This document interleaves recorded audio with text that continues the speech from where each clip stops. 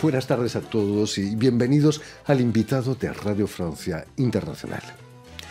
El sello francés La Música, en español, en el original, acaba de publicar el disco Gracias a la Vida, en el que el ensamble barroco La Quimera rinde homenaje a la música popular latinoamericana con títulos tan populares como Gracias a la Vida, Alfonsina y el Mar o El Cóndor pasa.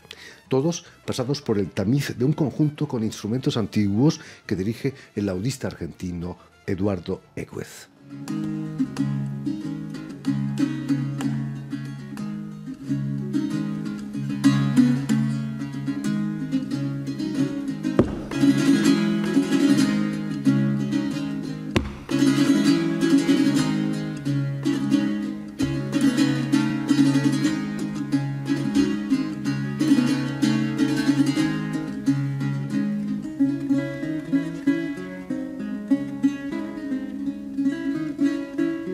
Y precisamente para hablarnos de este disco y de su trayectoria en el mundo de la música antigua, Eduardo Eguez ha sido tan amable de venir a nuestros estudios. Buenas tardes, Eduardo. Buenas tardes. Y sobre todo, encantado de tenerte aquí entre nosotros.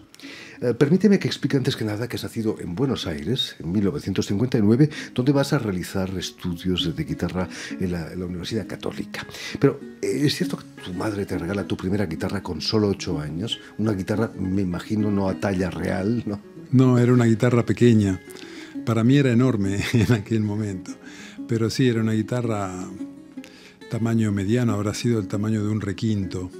Y con esa empecé a estudiar en mi barrio. ¿Tan pesado te pusiste que tu madre se vio obligada a regalarte una guitarra? No, fue exactamente el contrario. Creo que ella fue su iniciativa de regalarme una guitarra. Yo creo que pertenecía a una familia de la clase media de Buenos Aires y era normal que en esa época el progreso de las familias determinara determinado tipo de iniciativas como la de mandar a los hijos a estudiar música o a hacer deporte, que era mi caso, o estudiar inglés también, por ejemplo. Me ha sorprendido mucho saber que antes de empezar la guitarra clásica seriamente, pasaste por el rock. Sí, eso fue un poco más tarde, cuando tenía entre 12 y 18, 19 años, hice todo un recorrido por el rock nacional, que en Argentina siempre hemos tenido un rock muy, muy presente, de producción propia, con autores que en aquella época eran muy famosos, como Luis Alberto Spinetta o Charly García, ¿no? Grupos como Almendra o luego grupos que lideraban determinado tipo de personas que, bueno, hoy en día ya casi no se conocen, ¿no? Pero después también fui muy influido por el rock inglés o de Estados Unidos, con grupos muy famosos como Yes, Emerson, Lake and Palmer, o Genesis, Pink Floyd, ¿no? Grupos que, creo yo, por suerte siguen vigentes hasta el día de hoy. Mis hijas y amigos de mis hijas siguen escuchando estos grupos como Pink Floyd, por ejemplo, o Roger Waters o David Gilmour, ¿no? Que son clásicos, todavía son música antigua. Exactamente. ¿Qué hizo que dejaras el rock para estudiar más seriamente guitarra clásica y más tarde el laúd? Mira, es una pregunta que yo también me hago a mí mismo, porque no sabría decir. Yo siempre cuento una anécdota de cuando tenía 16 años. En una disquería de mi barrio había un señor que vendía discos, un señor que se llamaba Tiberio, probablemente romano, o de descendiente de romanos, y vendía unos discos, un poco sospechosos, que eran long plays en aquel momento, porque en los años 70 no había todavía CDs, y los vendía con una tapa gris, bajo un anonimato total, digamos, ¿no? Que habrán sido discos, supongo yo, o robados o regalados. Nada, yo no preguntaba. Pero los vendía a un precio muy ridículo, un precio muy, muy, muy accesible. Y yo me compré 3 discos, pero como tú dices, yo estaba en el medio de mi época rock, habrá sido 15, 16 años, y compré 3 discos que no sabría por qué eso habrá sido una iluminación divina, no lo sé, pero uno de ellos eran los conciertos brandeburgueses de Bach, en una versión un poco desconocida, Pero yo tampoco sabía muy bien, o sea, sabía quién era Bach, que era un compositor famoso, digamos, de música clásica, pero ni siquiera habría sabido ubicarlo en la historia, quiero decir, ¿no? Luego compré otro disco que no me acuerdo y un tercero, que es el más misterioso de todos, que era Polifonía de Cristóbal de Morales. Cuando escuché eso en mi casa me quedé electrificado. Y hasta el día de hoy que sigo agradeciendo haber comprado ese disco, no sé por qué, porque marcó mucho mi interés por la música polifónica, por la música antigua, por el mundo, si vamos a decir histórico también, ¿no? Que tiene que ver con la formación del país donde yo nací, porque Cristóbal de Morales, si bien está muy lejos, digamos, de la cultura argentina, pero no está tan lejos como uno cree. Él pertenecía a un dominio habsburgo, ¿no? Y los Habsburgo han colonizado prácticamente mucha época de Latinoamérica y mucha época de la Argentina ha sido bajo Felipe II, III, IV, Carlos II. Entonces, ahí yo recuerdo que fue como un trampolín, un envión muy grande para lo que luego fue una decisión de querer tocar la guitarra clásica. Y eso pasó unos años después. Yo reconozco de haber iniciado con la música clásica oficial, quiero decir, un poco tarde, con respecto a lo que es habitual hoy, quiero decir, ¿no? Que si vamos a los países de Oriente, ya cuando uno tiene 7, 8 años ya toca todo el repertorio, ¿no? De cualquier instrumento. Pero bueno, esa fue mi época y le estoy muy agradecido a ese disco anónimo de tapa gris de Cristóbal de Morales, porque tiene mucho que ver con el video de las Jácaras, por ejemplo, o con otro tipo, con este disco que estamos presentando hoy, con la manera de encarar la música, de disfrutarla y de componerla y arreglarla. He leído que llegas al laúd también a través de otro disco que encuentras en una FNAC, una tienda de discos aquí francesa en Burdeos, ¿no? Sí, ¿Cómo fue ese encuentro? Sí, también fue un encuentro mágico. Claro, yo era un enfermo de la guitarra clásica en aquel momento, ¿no? Mi mundo pasaba mucho por este ambiente de las 6 cuerdas y estando, creo que fue en la FNAC de París, que sí, husmeando, ¿no? En las bateas de discos en aquel momento. No, todavía no había CDs todavía del año 84. El primer CD que yo vi fue en el 86. Y compré unos discos de laúd de un tal Hopkinson Smith tocando el laúd barroco y también fue un flash total, que son esos momentos de la vida de una persona que se dividen en un antes y después, ¿no? Que quién sabe si habrá designios, si habrá destinos, si habrá una mano que está comandando. Pero bueno, en el caso mío creo que tuve mucha suerte porque sea Cristóbal de Morales como Hopkinson Smith son dos representantes de muy alto nivel, de muy alta calidad de emisión musical y que marcaron y siguen marcando mucho de mi vida, de mi entorno y de mi mundo musical. El impacto fue tal, el de Hopkinson Smith, que vas a acabar estudiando con él en Basilea, ¿no? En la Escuela Cantorum. Sí, eso también fue 4 años más tarde, en el 88, 1988, en el 87 lo conocí personalmente a Hopkinson Smith. Que ya era un señor mayor, ¿no? Como decimos.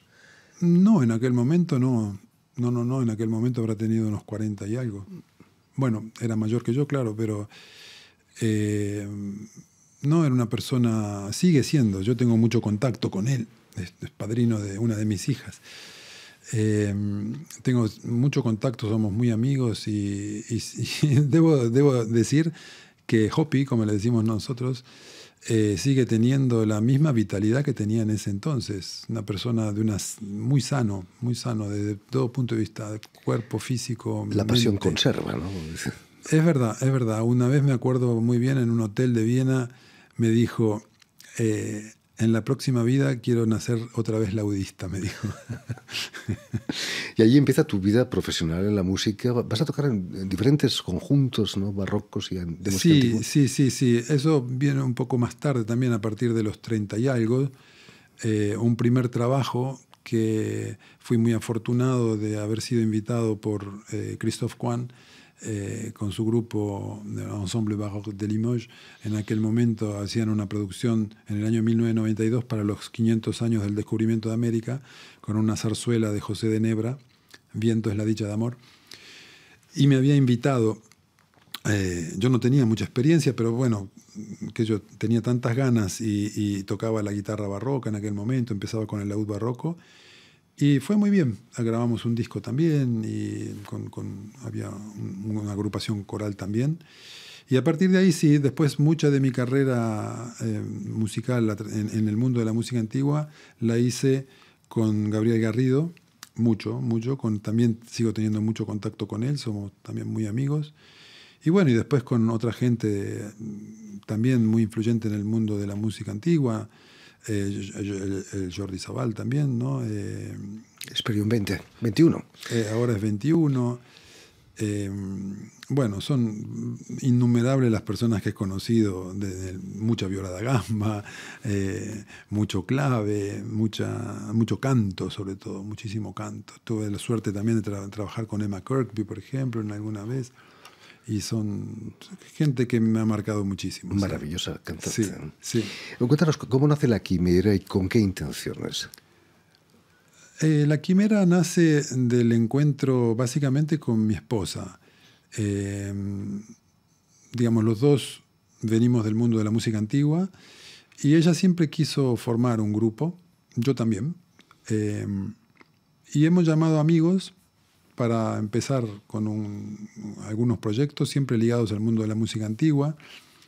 Y en aquel momento nos interesó también abocarnos un poco a una tarea que en realidad yo me doy cuenta que siempre la hice, que fue la de el eclecticismo, podríamos llamarlo de alguna manera. Nunca me conformó los límites que se marcan en las artes, ¿no? O en las músicas. Nunca estuve acorde con la música clásica. ¿Dónde termina la música clásica? ¿Dónde empieza la música antigua? ¿Dónde está la romántica? Sí, es verdad que hay estilos, pero creo que en el caso mío, como a mí me gustó todo, en realidad, ¿no? Me gusta mucho todo. También me gusta considerar que un instrumento antiguo no tenga que ser limitado a tocar un cierto tipo de repertorio. Una guitarra barroca, vamos a decir, hasta cuál es la última fecha repertoriada de una guitarra barroca, no sé, habrá sido en 1700 y algo. ¿Por qué hacerla morir en ese momento y no hacerla participar en otras expresiones musicales también? Lo mismo que un laúd o mismo algunos instrumentos modernos, hacerlos participar en música de otra época también, ¿no? Eso es como más común. Pero hay que tener un valor increíble para tocar tango con instrumentos antiguos, como vosotros lo habéis hecho. Sí. ¿No te han acusado de sacrílego los puristas? Creo que sí. Del tango, por supuesto. Los puristas del tango me refería. Pero mira tú que los puristas del tango, muchos de los puristas, esa expresión de alguna manera la han festejado. Sí. Y en otros ámbitos tal vez ha sido más criticado. En música antigua, yo quiero decir, participo mucho, ¿no? Es más, soy profesor en una universidad de música antigua.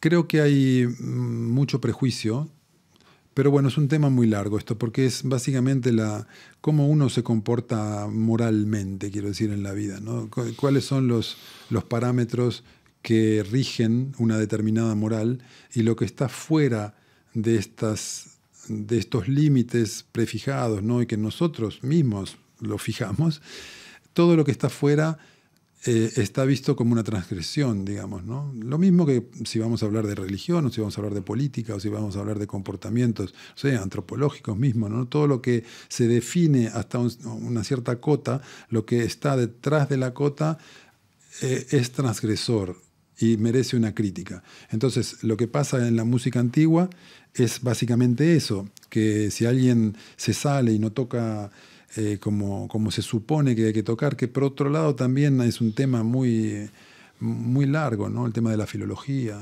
Han cambiado mucho los tiempos. Ahora ningún pianista se le cae la cara de vergüenza por tocar Bach en el piano. Antes quizás los gurús de la música barroca le hubieran dicho no, le hubieran dicho que era imposible, ¿no? Sí, de alguna manera algunos lo siguen diciendo, pero bueno, no sé, a mí me parece que soy bastante cuidadoso como para no caer en esa red.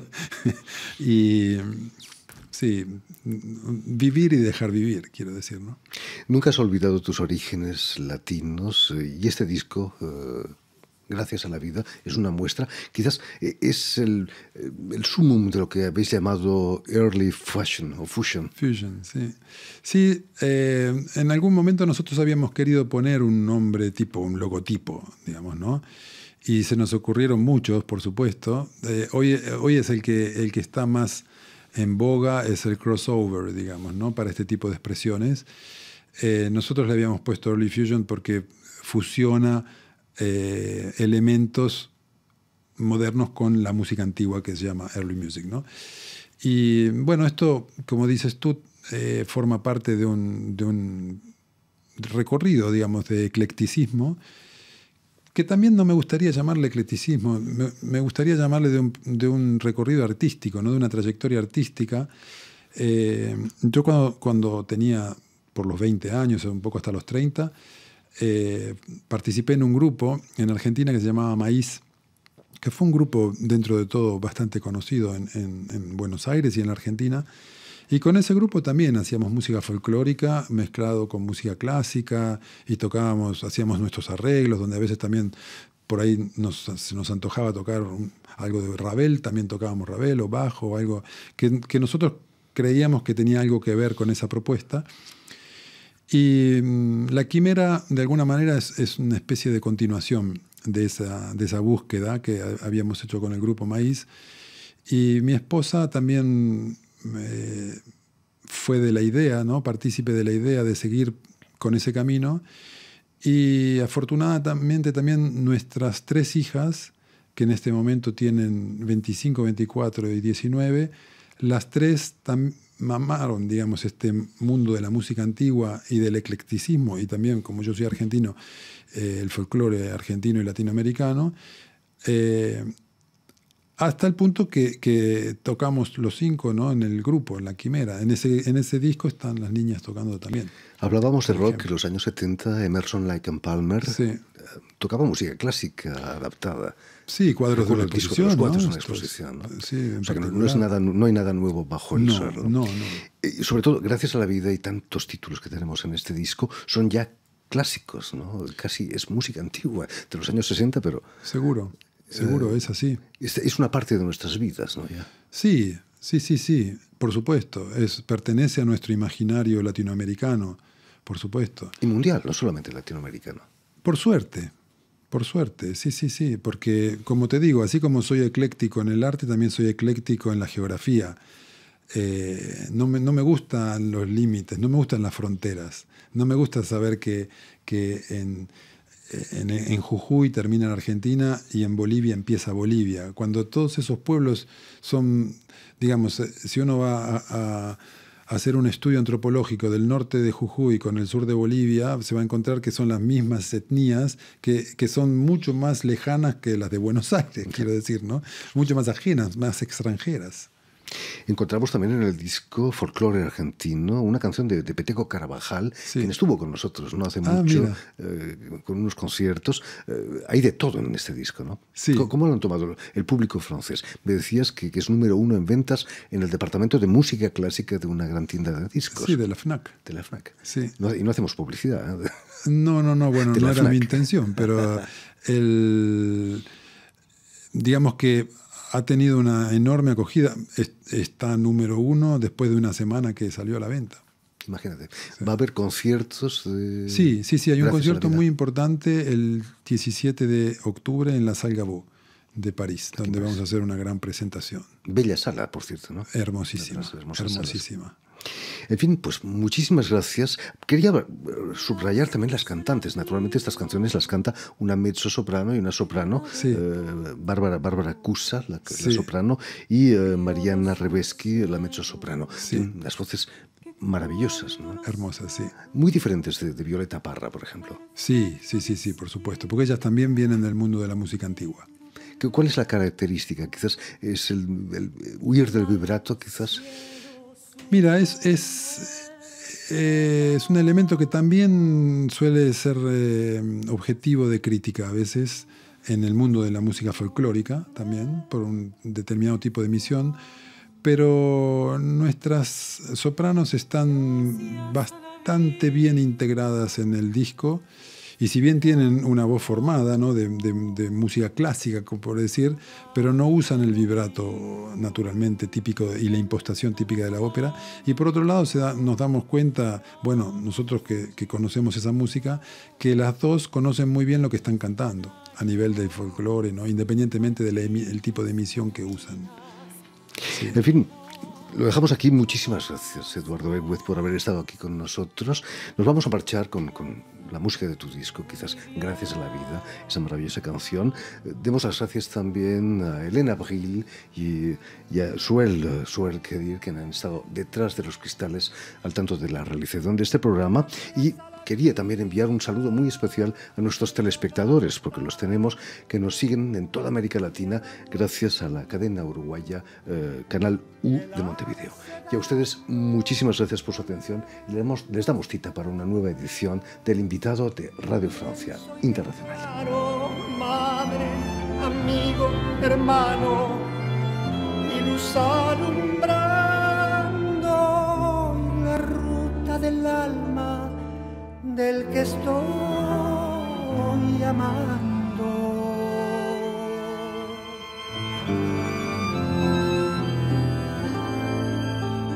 Gracias a la vida que me ha dado tanto, me ha dado la marcha de mis pies cansados, con ellos anduve ciudades y charcos, playas y desiertos, montañas y llanos.